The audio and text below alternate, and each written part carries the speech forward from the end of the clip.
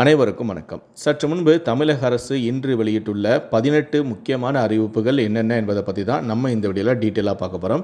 So முடிந்தளவுக்கு இந்த வீடியோவை skip பண்ணாமல் முழுமையாக பாருங்கள். இந்த வீடியோக்குள்ளே போகிறதுக்கு முன்னாடி இந்த வீடியோக்கு ஒரு லைக் பட்டனை ப்ரெஸ் பண்ணிடுங்க. நீங்கள் இது வரைக்கும் என்னோட சேனலை சப்ஸ்கிரைப் பண்ணாமல் இருந்தீங்கன்னா மறக்காமல் சப்ஸ்கிரைப் பண்ணிக்கோங்க. கூடவே அந்த பெல் சிம்லையும் மறக்காமல் கிளிக் பண்ணிக்கோங்க. சரி, வாங்க இப்போ நாம் வீடியோக்குள்ளே போகலாம். முதல் அறிவிப்பு: நாடு முழுவதும் சாலை விபத்தில் காயமடைந்தால் இனி இலவச சிகிச்சை அளிக்கப்படும் என மத்திய அரசு அதிரடியாக அறிவித்துள்ளது.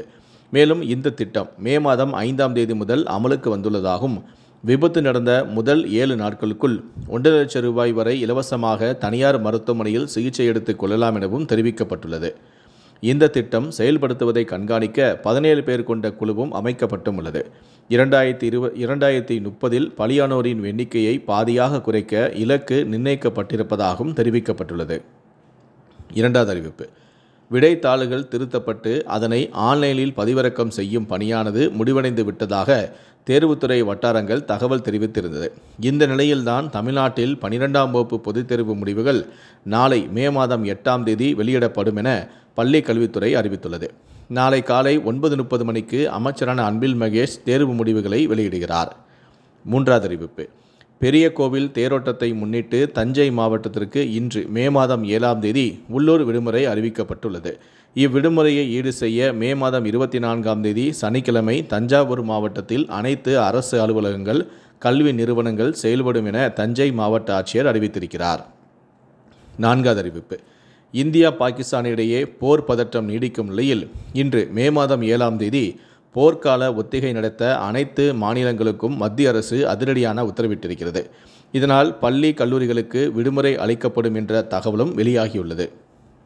ஐந்தாவது அறிவிப்பு: இவ்வாண்டு தென்மேற்கு பருவமழை முன்கூட்டியே தொடங்கும் என இந்திய வானிலை மையம் தெரிவித்திருக்கிறது. வழக்கமாக அந்தமான் பகுதியில் மே இறுதியில் தொடங்கும் தென்மேற்கு பருவமழை இவ்வாண்டு 2 வாரம் முன்னதாகவே தொடங்கும் எனவும் வானிலை ஆய்வு மையம் தெரிவித்துள்ளது. இந்த ஆண்டு 10 நாட்கள் முன்கூட்டியே மே மாதம் 13ஆம் தேதி தென்மேற்கு பருவமழை தொடங்குவதற்கான சாதகமான சூழல் இருப்பதாகவும் வானிலை ஆய்வு மையம் கூறியுள்ளது. ஆறாவது அறிவிப்பு: அரசு ஊழியர்களுக்கான பண்டிகை கால முன்பணமானது 10,000 ரூபாயிலிருந்து 20,000 ரூபாயாக உயர்த்தப்பட்டும் உள்ளது. பண்டிகை கால முன்பணம் மூலம் ஒவ்வொரு ஆண்டும் 8 லட்சம் அரசு ஊழியர்கள் பயன்பெறுகிறார்கள். ஏழாவது அறிவிப்பு: தமிழக அரசின் தொழில் முனைவோர் மேம்பாடு மற்றும் புத்தாக்க நிறுவனத்தின் 3 நாள் ஏற்றுமதி வாய்ப்பு அடையாளம் காணும் பயிற்சியானது இன்று 7ஆம் தேதி முதல் 9ஆம் தேதி வரை காலை 10 மணி முதல் மாலை 5 மணி வரை நடைபெற உள்ளது. பயிற்சி நடைபெறும் இடமானது ED2 TN வளாகம், இயக்காட்டுத்தாங்கல், கிண்டி, சென்னை 32. எட்டாவது அறிவிப்பு: நடப்பாண்டு BE படிப்புக்கான ஆன்லைன் விண்ணப்ப பதிவானது இன்று முதல் மே 7ஆம் தேதி முதல் ஆன்லைனில் தொடங்க இருப்பதாக தொழில்நுட்ப கல்வி இயக்குநரகம் அறிவித்துள்ளது. இதனை உயர்கல்வித்துறை அமைச்சரான கோவிச்செழியன் தொடங்கி வைக்கிறார். www.tneaonline.org எனும் இணையதளம் வாயிலாக மாணவ மாணவிகள் விண்ணப்பிக்கலாம் எனவும் தெரிவிக்கப்பட்டுள்ளது. ஒன்பதாவது அறிவிப்பு: தமிழ்நாட்டில் இன்று முதல் அடுத்த 7 நாட்களுக்கு ஓரிரு இடங்களில் மிதமான மழைக்கு வாய்ப்புள்ளதாக சென்னை வானிலை ஆய்வு மையம் கணித்துள்ளது. இன்றும் நாளையும் ஒரு சில இடங்களில் 30 முதல் 40 கிலோமீட்டர் வேகத்தில் காற்றுடன் மழை பெய்யும் எனவும் தெரிவிக்கப்பட்டுள்ளது. 10வது அறிவிப்பு: வணிக நல வாரியத்தில் பதிவு செய்து நிரந்தர உறுப்பினர்களாக இருப்போருக்கான உதவித்தொகையானது 3 லட்சத்திலிருந்து 5 லட்சமாக உயர்த்தப்படும் என முதலமைச்சரான MK ஸ்டாலின் தெரிவித்திருக்கிறார். கட்டணமில்லா உறுப்பினர் சேர்க்கைக்கான கால அவகாசம் மேலும் 6 மாதங்கள் நீடிக்கப்படும் எனவும், உணவுப் பொருட்கள் விற்பனையை தவிர்த்து 500 சதுர அடிக்கு கீழ் உள்ள நிறுவனங்களுக்கு சுய சான்றிதழ் அடிப்படையில் தொழில் உரிமம் வழங்கப்படும் எனவும், வர்த்தகர்கள், சிறு வியாபாரிகளுக்கான புதிய இணையதளம் உருவாக்கப்படும் எனவும், 22 சேவைகளை இதன் மூலமாக வணிகர்கள் பெற்றுக்கொள்ளலாம் எனவும், அனைத்து நாட்களும் 24 மணி நேரமும் வணிக நிறுவனங்கள் திறக்க பிறப்பிக்கப்பட்ட அரசாணையானது மேலும் 3 ஆண்டுகளுக்கு நீடிப்பு செய்யப்பட்டுள்ளது எனவும் முதலமைச்சரான ஸ்டாலின் தெரிவித்திருக்கிறார். 11வது அறிவிப்பு: குடிநீர் கேன்களை 30 முறை மட்டுமே மறுசுழற்சி மூலமாக குடிநீர் நிரப்பி பயன்படுத்த வேண்டும் என உணவு பாதுகாப்புத்துறை அறிவுறுத்தியுள்ளது. கேன்களின் நிறம் மாறினால் மீண்டும் மீண்டும் குடிநீரை நிரப்பி விற்பனையை தவிர்க்க வேண்டும் எனவும், தரமின்றி முறையான அனுமதியின்றி அடைக்கப்பட்ட குடிநீர் விற்பனை செய்வது தெரிய வந்தால் உடனடியாக நடவடிக்கை எடுக்கப்படும் எனவும் தெரிவித்துள்ளது.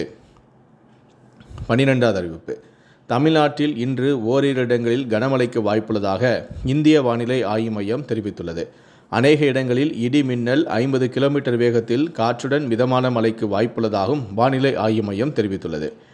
7 முதல் 9ஆம் தேதி வரை தமிழகத்தில் ஒரு சில இடங்களிலும் புதுவை மற்றும் காரைக்கால் பகுதிகளிலும் இடி மின்னலுடன் கூடிய லேசான முதல் மிதமான மழை பெய்யக்கூடும். 10 மற்றும் 11ஆம் தேதி தமிழகத்தில் ஓரிரு இடங்களிலும் புதுவை மற்றும் காரைக்கால் பகுதிகளிலும் லேசான முதல் மிதமான மழை பெய்யக்கூடும். ஆந்திராவில் இன்று ஓரிரு இடங்களில் கனமழைக்கு வாய்ப்புள்ளதாகவும் வானிலை ஆய்வு மையம் தெரிவித்துள்ளது. மேலும் கேரளாவில் இன்று முதல் 3 நாட்கள் ஓரிரு இடங்களிலும் கனமழைக்கு வாய்ப்புள்ளதாகவும் தெரிவிக்கப்பட்டுள்ளது. 13வது அறிவிப்பு. கரூர் மாவட்டத்திற்கு வரும் 28ஆம் தேதி உள்ளூர் விடுமுறை அறிவித்து மாவட்ட ஆட்சியர் உத்தரவிட்டிருக்கிறார். கரூர் மகா மாரியம்மன் வைகாசி பெருவிழாவையொட்டி 28ஆம் தேதி உள்ளூர் விடுமுறை அறிவிக்கப்பட்டுள்ளது. விடுமுறையை ஈடு செய்யும் வகையில் ஜூன் மாதம் 14ஆம் தேதி வேலை நாளாக மாவட்ட ஆட்சியர் அறிவித்திருக்கிறார். 14வது அறிவிப்பு.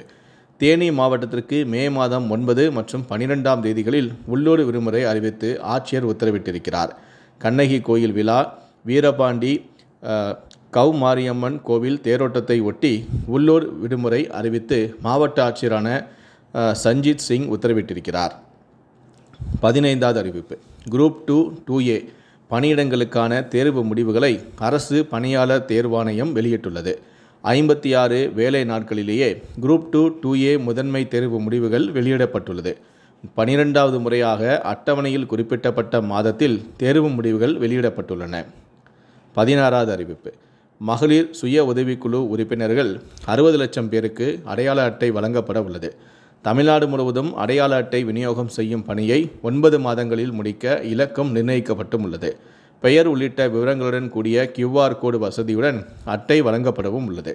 அரசால் உருவாக்கப்பட்ட சுய உதவிக்குழுக்கள் சேர்ந்த மகளிருக்கு முதல் கட்டமாகவும் தன்னார்வ தொண்டு நிறுவனங்களால் உருவாக்கப்பட்ட குழுக்களின் உறுப்பினர்களுக்கு 2வது கட்டமாகவும் அடையாள அட்டை வழங்கப்பட உள்ளது. 17வது அறிவிப்பு.